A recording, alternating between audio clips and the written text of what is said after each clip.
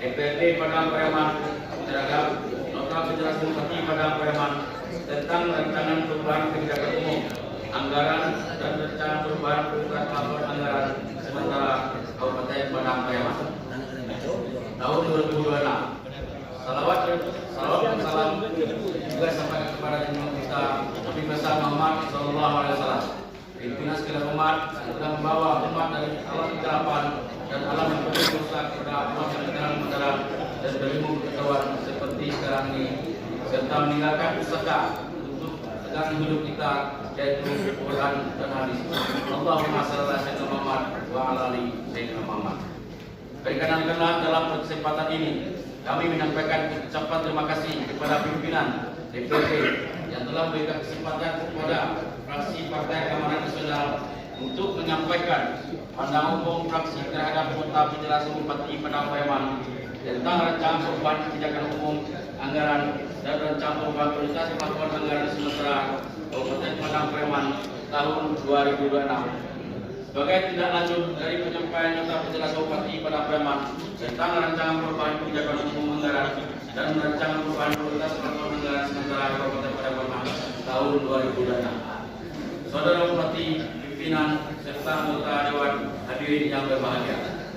Fraksi Partai Amanat Nasional memandang bahwa penyusunan Ketua PPAS merupakan bagian integral dari siklus tahunan perencanaan pembangunan daerah sebagaimana diamanatkan dalam peraturan pemerintah nomor 12 tahun 2019 tentang pengelolaan keuangan daerah.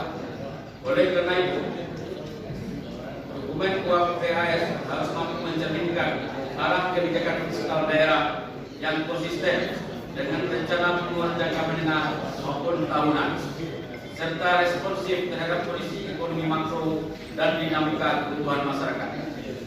Fraksi PAN memberikan apresiasi atas upaya pemerintah dalam menyusun rancangan keuangan PPAS tahun anggaran 2026 yang telah membuat berbagai aspek penting seperti kondisi ekonomi makro daerah, asumsi penyusunan PPD, kebijakan pendapatan, belanja dan pembiayaan daerah, serta strategi pencapaian target pembangunan.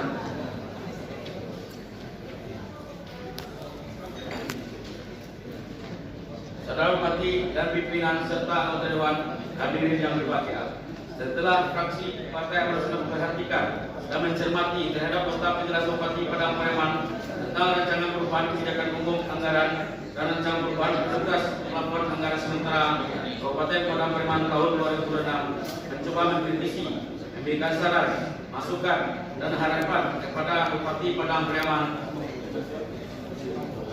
beserta jajarannya yang kesemuanya itu ditujukan untuk pelayanan yang baik pada masyarakat yang muaranya adalah terjadi peningkatan kesejahteraan dan pendapatan masyarakat dan daerah, antara lain sebagai berikut. 1. Fraksi Partai Amanat Nasional memandang bahwa struktur pendapatan daerah saat ini belum mencerminkan semangat kemandirian fiskal dan belum optimal dalam menggali potensi lokal yang tersedia. Ketergantungan yang sangat tinggi terhadap transfer dari pemerintah pusat menunjukkan lemahnya daya dukung fiskal internal, sementara pendapatan asli daerah masih lebih banyak bertumpu pada retribusi, bukan pada inovasi, penghutan pajak maupun optimalisasi pengelolaan aset daerah. Oleh karena itu, fraksi PAN mendorong pemerintah daerah melakukan langkah-langkah strategis sebagai berikut: A. Meningkatkan PAD secara progresif dan adil dengan memaksimalkan potensi real daerah melalui pemutakhiran basis pajak, perluasan sektor penerimaan, dan peningkatan sistem pemerintahan yang modern dan transparan. B.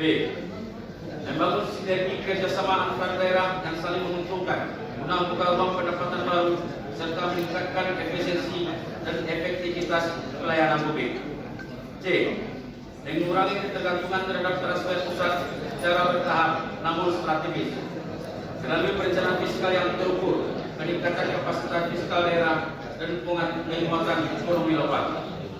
2. Fraksi PAN mencatat bahwa belanja operasional menjarak lebih dari 75% total alokasi anggaran, di mana mayoritas peruntukan untuk belanja pegawai sebesar 844 miliar Rp299.186.31 Fraksi PAN menilai bahwa porsi belanja pegawai yang sangat besar perlu diiringi dengan peningkatan kinerja, efisiensi birokrasi, dan reformasi pelayanan publik.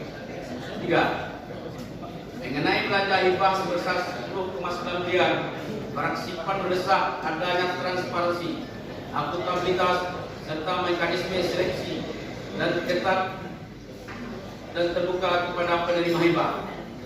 Hibah tidak boleh menjadi alat politik atau pembiayaan organisasi yang tidak mendukung kemauan daerah.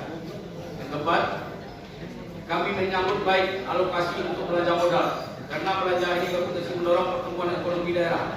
Jika digunakan secara tepat, fraksi PAN menilai alokasi terbesar pada belanja gedung dan bangunan sebesar Rp246.450,68